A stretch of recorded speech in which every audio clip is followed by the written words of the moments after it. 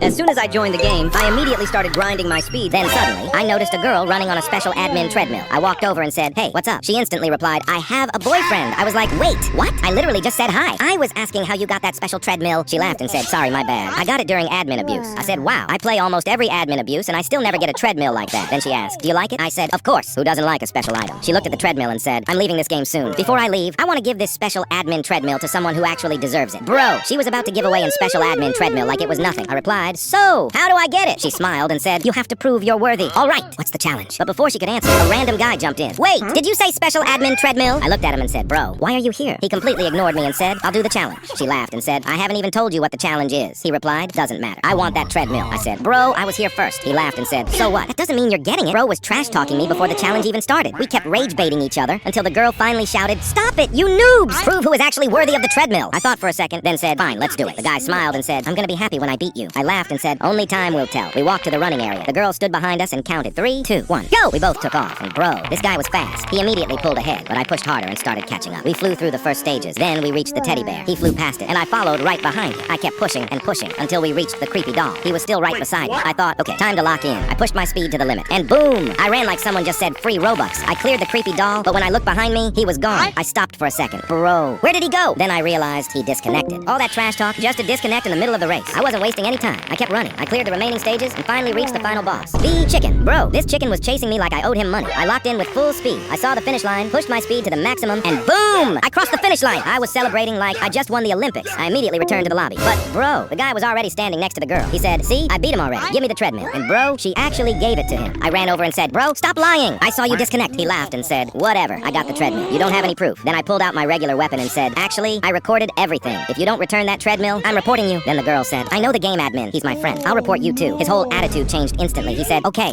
I'm sorry. I'll return the admin treadmill." I was like, "Finally." But then he said, "Only if this video gets 25K likes. So guys, hit like and subscribe fast."